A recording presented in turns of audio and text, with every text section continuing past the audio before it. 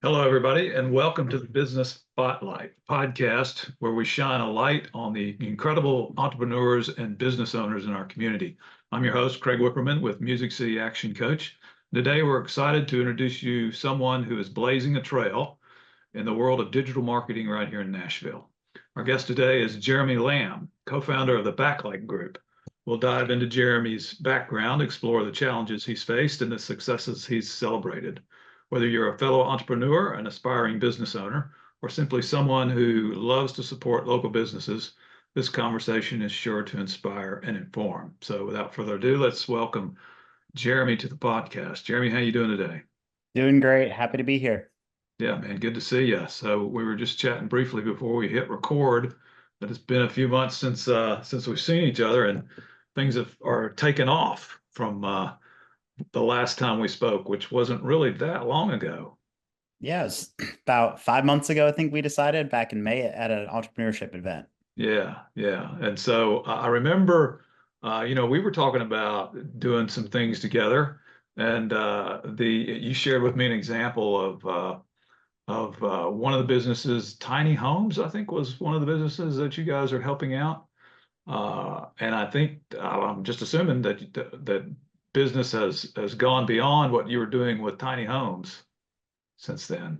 Yeah, yes, sir. So, kind of when we started our business, Blacklight Group, one of our main focus was tiny home construction companies. And that is because we had some kind of proven results from before we had officially formed. I had got a super good case study in the tiny home industry. So we kind of wanted to hyper focus our sales efforts, at least at first, on tiny homes because we knew we could perform for them. And then since then, we've really expanded into a whole bunch of industries outside of tiny homes. So we're in probably 10, 15 industries now.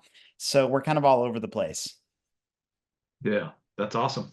Uh, and you guys, so let's back up because I just kind of dove right in there. Yeah. Share with us a little bit of your background. And I know you and have merged, right? Yep. Anderson Villa is your partner, right? Yep. And you guys have only been, have you even celebrated a year together? Nope, we officially merged in February of last this year.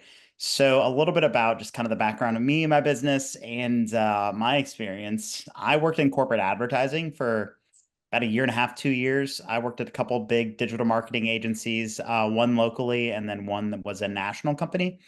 And I like to call it the entrepreneurial itch, but you can call it wherever you want, where you kind of just, you want to start your own business. You're kind of tired of working for the man and you really just want to expand and go out on your own. And because my background was in corporate advertising, Google and Facebook ads, I started an advertising only agency, which went pretty good. And I ran that for about a year and did that for about a year. And then I met Ander at a networking event and he ran a similar company. He was running a digital marketing agency. They did a lot of website development, a lot of SEO, a little bit of advertising, but not so much as much as I had specialized in. And then we had met our third business partner. His name is Ryan Reed. Hmm. Ryan ran a creative agency. So Ryan was doing things like social media and production and videography, photography. And we kind of just got together at a coffee shop. Frothy Monkey down in 12 South is where our business was born. We got together one day and we just said, hey, like, I do advertising. Andrew, you guys are really good at the SEO website. And Ryan, you're super good at creative. That's all the services under digital marketing. Why don't we just merge our companies together and start offering every single digital marketing service to really kind of level up our game and our businesses and start competing with the big boys in town. And that's exactly what we did. So we merged in February of this year. So we're going on 10 months, I think 9 months, 9, 10 months, something around there. And things are going super great so far. Yeah, that's fantastic, man. Congratulations on that. Yeah, thank you. So um, you've only been in business together for what, 8 months? Can you, how are things going so far? I mean, it's a pretty exciting time right now when things are growing and you can't, you're struggling to keep up, uh, and you're hiring and, filling spots, but people are wearing two or three hats. what's the environment like where you're at right now? Is it explosive growth, unmanageable, or are you keeping up with it? What's the I would say manageable, but also explosive. So we started off the business again in February of this year, and everybody's wearing a million different hats. I was running ads, and I was also doing sales, but I was also doing operations, and I was also out networking all the time and that kind of thing. So and that was everybody. All the owners were all doing pretty much everything while we were getting this thing off the ground, and over time, as things started progressing and we started landing more clients and making a little bit more money and kind of getting things figured out, um, we were able to really kind of hyper specialize in the things that we are quote unquote good at or specialize in. And for me, that's both advertising and operations. So I'm actually our COO of the company and Mhm. our head of advertising. So over the past few months, I've really been able to kind of dive into that head of advertising and COO role and really hone in on our operations and developing our advertising department. And the growth, like I mentioned, has been pretty explosive. Once we kind of got our feet on the ground and we really figured out what we were doing, we had a system that we knew worked. We just knew we had to get it out to people. So we started investing heavily in salespeople and kind of a sales program. And that is when things really went from like level 1 to level 10. And over the past few months, we're probably averaging 5 to 6 new clients a month. And we're up to about 40, low 30s, low to high 30s, maybe even 40, somewhere around there clients in about 10 months. So we're really, Wow. really scaling fast. Wow, that's fantastic. So sales team, how many on the sales team? Yeah, so we have one VP of sales, and then we have, I believe, 4 or 5 part-time commission-only sales reps as well. And where are they located? A couple of them are here in Nashville. Our VP of sales is actually in Arizona. We have a couple in Iowa. One is from Chicago, where I'm from originally. He's from my personal network. So we're really all over the country. Hmm. And so, how do they go about tracking down leads? I mean, I know that there's a lot of digital marketers who have like feet on the ground throughout the whole country, and gosh, you run into them all the time. You guys have plans to expand that coverage, or do you feel like, well, at least right now, well, it sounds like right now, the number of salespeople you have is keeping your, coffers pretty full. But what's the plans to grow that beyond those four? Yeah, absolutely. So, in terms of how they're finding leads, that's really up to them. We have a couple people who are really, really going crazy on LinkedIn direct messaging. So they just they'll find our ideal client and then they'll go find the name of the CEO or president or decision maker or head of marketing or whatever. And then they'll find them on LinkedIn and just shoot them a cold DM. That's what a lot of our salespeople do. A Nice. lot of salespeople also just cold call. So they'll go on Google and they'll type in, I don't know, roofing company near me or roofing company wherever. They'll scroll a few pages on Google and then they'll find the ones whose websites maybe need a little bit of work, and they'll just shoot them a call like, hey, we're Blacklight Group, we do full service digital marketing, we'd love to help you drive leads online. And the cold calling has worked really well as well. And then we're really also trying to expand our local footprint. So I'm in a networking group. A couple of our other owners and salespeople are in BNIs or BNI similar networking groups. And that's also how we've been able to get tons of clients as well. Yeah, great. And then Um, I think you had mentioned growth too. mhm. Definitely plan on growing. We are definitely, so we have around 4 salespeople right now. We want to grow until we don't feel like growing anymore. But we want to do it in a way that's smart. So we're not trying to grow so fast that we can't handle the workload. So right now we're kind of just sticking with the 4 that we have until we can then make sure our systems are in place and we have the right people in place to then take on another layer of growth. Yeah, okay. So I know I'm asking an operation guy a sales question, but what's the pitch? What's the differentiator from all the other digital marketers out there? Why would I come to Blacklight? Yeah, that's actually one of my favorite questions because our differentiator is part of the reason we started this entire business as a whole. Um, and I'm going to directly call out some people. So if you're hearing this and you get offended, I am sorry. There are a lot of shady characters in the digital marketing space right now. And what I mean by that is digital marketing is very technical, very, very complicated. And if you're not in the digital marketing space every single day like we are, it's easy to get exploited. So a lot of digital marketers know that a lot of people don't know anything about digital marketing and that they can go to companies and I don't want to say screw them over, but do things that aren't necessarily good business practice. And Hmm. kind of what I mean by that is they'll hold them to long-term contracts. So they'll say, oh, just sign with us for 6 to 12 months and pay us our monthly retainer every single month. And if you're unhappy month 4 of a 12-month contract, if you want to leave, you have to pay the rest of the 8 months. And they'll do things like build companies' websites and do their SEO, but the agency will maintain ownership over the website. And if the client wants to take their website away from them, like if they want to break their contract, they then have to also pay for ownership of the website.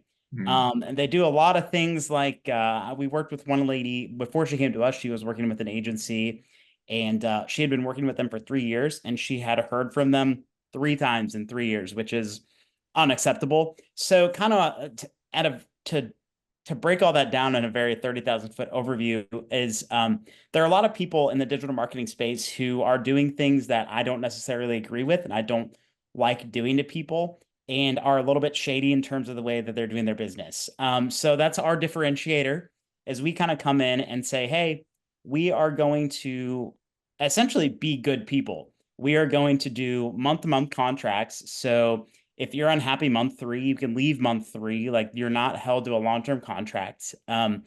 All of the assets that we create our clients are theirs to own forever and they don't have to pay us for them. So if we build you a website, a social media account, and record any content for you, that's yours. The second it's created, we just give it to you because, we feel like you deserve that.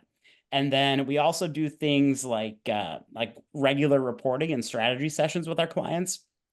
We start them off bi-weekly and then over time, as trust is built, we'll go to monthly or bi-monthly or just, hey, here's how our campaigns are going. But we like to keep our clients as involved as possible with their advertising and marketing because if you're paying us at Blacklight Group thousands of dollars to do your marketing, you deserve to know where every single cent is going and how it's performing. And we like to uphold that. So really, the differentiators there are there's a lot of people who treat their clients almost as a way to just squeeze profit and not execute as well as they could. And we kind of come in and do the opposite of that. And we do everything we can to feel more like a partner rather than an adversary, if that makes sense. Well, yeah, that makes a lot of sense. It's kind of amazing, really, because there's a revenue stream there that if all you're doing is going after profit, your competitors, and trying to take advantage of people, that's not going to work in the long run. No, it is not. Yeah, and the way you guys are doing it is like you said, partnering, but there to help them grow, help your clients grow, and the better job you do, the more they grow, Yep. which seems like the much better, much more preferred type of business model I think I would want to be in. So are you seeing other companies in this space kind of following or doing a similar type of service that you guys are, or is it predominantly kind of the big guys still predominantly, controlling or holding the majority of the market and doing it the way you were Yeah. describing? Yeah, that's a great question. And from what I've seen, and again, I worked at 2 of these companies, and all the stuff that I just described is kind of what they do. From what I've seen is the older the business owner, the more likely they are to do some of that stuff that I just talked about. Hmm. So all of these businesses and marketing agencies and advertising companies that have been around for 30, 40, 50, 100 years, that's kind of the standard. And Hmm. there are young guys like the guys at Blacklight Group. All of us are under the age of 27. So there are younger people who are coming in and saying, no, we're not going to do that way anymore. And so that's kind of what it is a lot of it's not a lot. It is a decent amount of marketing agencies are starting to change their business practices. But I would say we're on sales calls a lot, and we ask these questions on like, what was your experience with your previous agency? Most of the time, I would say 4 out of 5 times they have something negative to say about their previous agency along the lines of the things that I just talked about. So Yeah, there is I think feel like it's starting to happen more and more in the marketing agency space where the younger, newer companies are kind of doing the things that we're doing, but it's still not super prevalent. right, right. And so that makes that makes the sale a little Way easier, easier. Yep. right? Because if they have a bad experience and you're there to, turn change their attitude as to what a digital marketer can really do and be, then man, you're in a good spot. Yeah, absolutely. And not only are we changing the narrative, but we also are all not to toot my own horn, but we're also very, very good at what we do, and we have case studies. So our kind of pitch is, hey, we're really, really good at what we do, and we're not going to screw you. Why would you not want to work with us? Is kind of how we Mhm. make all of our sales. Yeah, right. And I would imagine you guys, I don't know, I would imagine that you're not hurting for cash. You've got, if you've got that many clients, you're able to make payroll and pay the rent, Absolutely. right? Yeah, we're doing pretty all right now. Yeah. Are you guys still downtown? No, we actually got rid of that office. We are looking at an office in Brentwood starting in January, though. So we'll be back in person here shortly. Oh, okay. So you don't have a location now? Everybody No, works. no location right now. Oh, We're well, kind of just whenever we work together, a lot of us work at like coffee shops, or some of us have apartment complexes with super nice like business centers and conference rooms and things like that. So if we do need to meet in person, that's how it's been going so far. yeah, cool. So how many on the staff? 17 total. Wow. There are a few who are part-time, and there are a few who work on like a freelance project basis as well. So that's not 17 full-time employees. That is kind of 17 people who are doing work with us all together. Okay. And that includes the sales team that you just Yep, brought that on? includes the sales team, and there's I run the advertising department. I have a guy who helps me run advertising. Our website development team has 3 or 4 freelancers, and then our production team has some people as well to help out. Okay. And so how many under your purview then of that 17? Just one. So the advertising perspective, Oh, I think I lost you. Oh, you're back. can Oh, you? you're gone. Yep, I think I can hear you. Yeah. I'm sorry about that. Oh, no worries. I don't know if it was your network or mine. So you're doing the advertising piece of it. Yes, sir. Okay, great. Um, then let's see. So what are the plan when you move back, when you find an office in Brentwood? I would imagine you're going to have to plan for some growth, right, with whatever you lease. Yes, sir. That's kind of the plan. Is we have some big plans that I probably can't legally talk about too much for January, but big things coming in January, which is why we're looking at an office space. Okay, great. That's fantastic. Um, so happy to hear that for you guys, Yeah, Um, appreciate it. so let's see. What challenges have you guys experienced since your inception here? What's been your biggest hurdle, your biggest pain?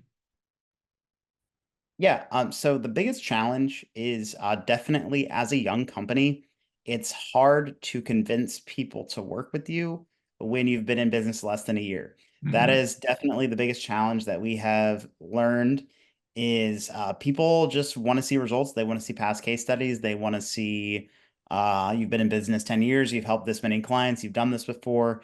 And when you're a new company with plenty of relevant experience, but not like actual, like we've been in business 5 years and we've done this, it's a little bit hard of it at first. That was one of the hardest things that we had to deal with, in months 1 through 5. But Hmm. now that we actually have 40 clients now or so, and we're getting case studies under our belt and things like that. So that's becoming less and less of an issue, but that's probably been the biggest thing so far. Hmm. Right. So if you turn from one client to 40 in 5 months, and then you apply that math to the next 5 months. Well, it's been 10 months, but or eight Yeah, months or something like that. But yeah. yeah. That's is that what you guys are looking at? That kind of growth? Yeah. Good. you're in the curve of the hockey stick then, Yep. right? And then we're actually about to start, we're starting to get it to where we can actually advertise our own company because we've done none of that so far. So we are about to start advertising ourselves on digital as well, which is going to really, really help us scale. So Yeah, that's awesome. And so I can imagine what challenges you foresee, but tell me what it is you guys are planning to avoid or to mitigate. Well, what's your risks yeah, looking absolutely. out there? So yeah, kind of the biggest thing that we want to avoid is we've built our whole brand around not being some of those big corporate marketing agencies.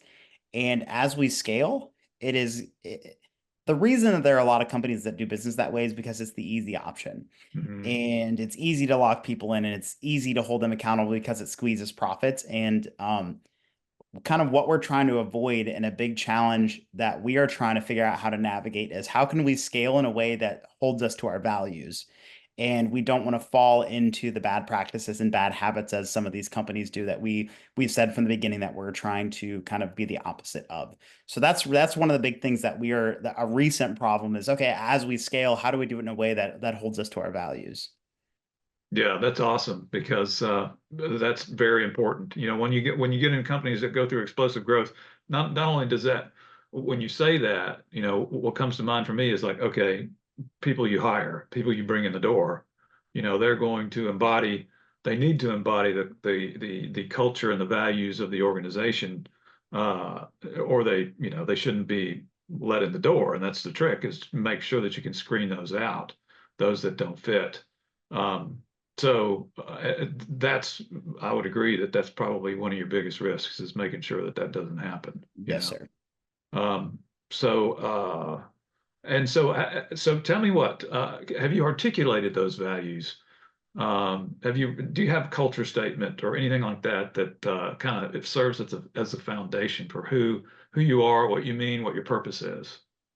Yeah, so we have all that stuff ironed out, well documented, and essentially what it comes down to is being a good human being, as really, really what we like to say is like we're doing business and we're doing digital marketing in an ethical way, is the Mhm. best way to describe all that.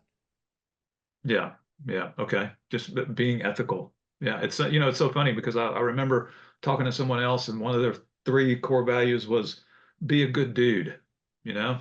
And I'm like, Yeah, you know, you kind of laugh at that, but you know, that's it's pretty true. It's it's very true. true. Sometimes it's hard for some people to be a good dude, Yeah, but it's simple enough that you know the employees in the company can what's the word endorse it or buy into it and believe it, yeah. you know. So anyway, um, the next, how about beyond? How about the next 5, 10 years? Have you guys looked out that far? Yeah, I mean, we're always planning. So we have a long-term goal. Long-term goal is to be one of the biggest digital marketing agencies in the country. And we're confident that we can do it. We gotta do it the right way. We gotta scale smartly but quickly at the same time. So that is definitely probably 5, 10 year goal is to be one of the biggest digital marketing agencies in the country. We want to be well known for being good people, for driving good results, and being successful. So Right. Right. So what have you learned over these last 8 months to a year? what have I learned? I've learned a whole lot. Um, I've learned that as a business owner, so before we started Blacklight Group, I was a solopreneur. So I was just running the business myself, and which means I didn't have people to look after. Hmm. So one of the biggest things that I've learned over the past 8, 9 months of doing this is look after your people because they are the engine that make the business run.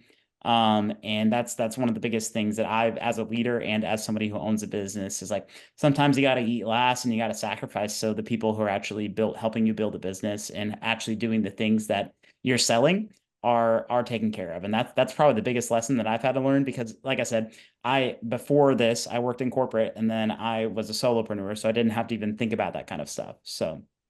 Yeah, right. And so that becomes your biggest um, what's the word? Sometimes, when a technical person takes over the leadership role, the technical person likes the technical stuff so much, it's hard for them to take hands off, Yeah. and focus in on the development of the people. But you're spot on with that one. That's going to be a key driver to your growth. And so tell me what's going on in the industry itself in digital marketing, in the whole digital marketing realm. What trends are you seeing? It seems like that's a place that just changes daily. But tell me what's going on in the business and industry. Yeah, absolutely. So the biggest thing, and this is probably a lot of industries, but artificial intelligence is a really, really big one. At least in the advertising side, and I guess really all of it, but I personally see it the most in the advertising side. All these advertising platforms, you got your Facebook ads and Google ads, for example, they're all leaning heavily into artificial intelligence driven advertising campaigns, which probably doesn't make a lot of sense to somebody who's not in digital marketing. But basically, what it is that they are trying to push these things where it's like, hey, just let the machine learning and the AI create and run the campaigns for you. All you have to do is press the buttons. And I don't like that. And they're trying to push these type of campaigns super, super hard. Hmm. And that's just one big thing. And not only that, from an advertising perspective, like just digital marketing as a whole, there's a lot. It's really easy to just go off and write an ad on ChatGPT, copy and paste it, and there's your ad. And that's lazy. And a lot of people are falling prey to that, as well as just kind of using artificial intelligence to cheat and to not really do things the right way. So that's a really, really big one, is artificial intelligence. And then on top of that too, another really big one is privacy settings. So I'm sure you remember, probably it was maybe 5, 10 years ago, Facebook got in huge trouble for breaching a bunch of privacy laws and Mhm. things like that. And since then, Apple and Google have been kind of cracking down on privacy settings. So it's making it a little bit harder to track and analyze the data of the results that you're seeing on your Facebook advertising campaigns and your website analytics and things like that. So those are probably the biggest two things in the industry right now that we have to learn to navigate. So Right. And so do you see um, artificial intelligence? Yeah, the idea of just pressing a button and letting it go, that's some panacea that I guess conceivably could be the space. But a lot of people would portend or would argue that AI has a place in any business to augment what, and not necessarily completely take it over. Are you guys looking at AI and to augment any of your business? absolutely. And what I said earlier is we use AI. We use AI every single day. But our kind of approach to artificial intelligence is let it help you and then give it a human review. Hmm. So those people who just put something in ChatGPT, blindly trust it, and then post it, or people who blindly upload something into like a video AI editing software and things like that without reviewing it first. That's what we don't do. We like to use those tools to help us with our business, but not let it run our business, if that makes sense. Like it'll speed up our processes and it'll help us out, but ultimately it requires a human touch in order to make sure it's done correctly. Yeah, yeah, that's what I would expect. Um, so, man, I can't believe you guys have. It's been 5 months since I've seen you, and things have changed so much for you. That's really fantastic. So, what do you like? How do you like being in the leadership role? I absolutely love it. I love being a leader. I've been doing leadership stuff since I was in like junior high school. I was always the captain of my track and cross country teams in like junior high and college. And then in college, I was in a fraternity and I was president for a year. And I was in the military as well as a squad leader. So I guess leadership roles have always just kind of fallen into my lap. So I love it. It comes naturally to me. It gives me an immense sense of joy. So absolutely love being a leader. Yeah, well, I think you guys are off to doing great things. And I wish you the best of luck, man. It's really good to catch up with you. Absolutely. I appreciate that.